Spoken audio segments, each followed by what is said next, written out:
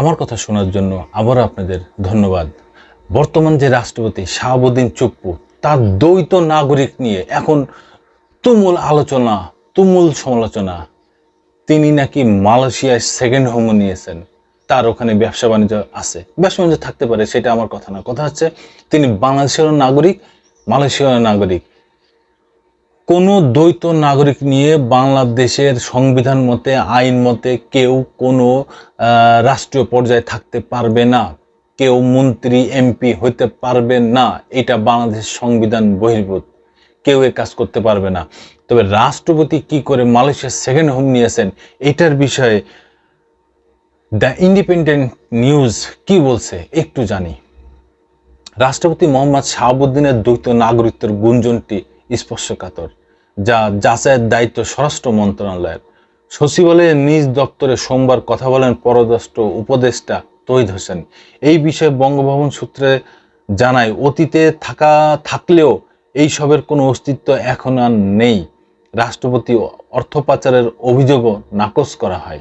রাষ্ট্রপতি মালয়েশিয়ার second home ও দুবাইয়ে রেসিডেন্সি নিয়ে সমালোচনার ঝড় সামাজিক যোগাযোগ মাধ্যমে তুমুলভাবে উঠে এসেছে।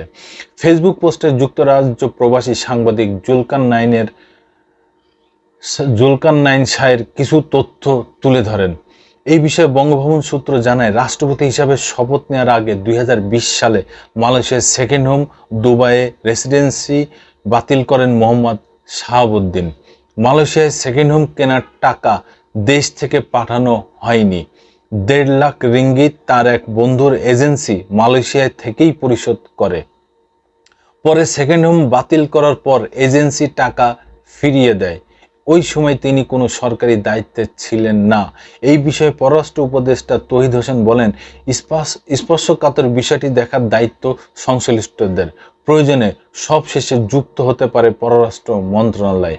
রাষ্ট্রপতি হওয়ার আগে 5 বছর দুর্নীতি দমন কমিশন দুদকের কমিশনার ছিলেন এই মোহাম্মদ শাহাবুদ্দিন চুপ্পু। শেখ হাসিনার রাষ্ট্রপতি। এখন আবার শোনা যাচ্ছে শেখ হাসিনার সাথে নাকি তার বিরোধ ছিল লাস্ট 3 মাস। এই কারণে শেখ হাসিনা গণভবন থেকে বঙ্গভবনে জানেই নাই। বাংলাদেশে একটা প্রথা চালু আছে, কোনো প্রধানমন্ত্রী যদি বিদেশ সফর করেন, বিদেশ সফর করে বাংলাদেশে আসার পরপরই তিনি রাষ্ট্রপতির সাথে যোগাযোগ করেন, দেখা করেন বঙ্গভবনে, যে এটা একটা প্রথা চালু আছে। কিন্তু এই চীন সফর শেষে শেখ হাসিনা বঙ্গভবনের দিকে পা বাড়াননি, জানো নাই। এবং তিনি যেদিন 5 আগস্ট যেদিন পালিয়ে যান বাংলাদেশ থেকে, সেদিনও তার বঙ্গভবনে যাওয়ার কথা ছিল, কিন্তু তিনি যাননি, এটা ধারণা করা হচ্ছে।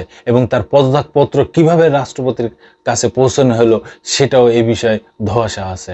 যাই হোক দর্শক বন্ধুরা, আবার আসবো নতুন কোনো কথা নিয়ে, নতুন কোনো ঘটনা নিয়ে। আমি প্রিন্স।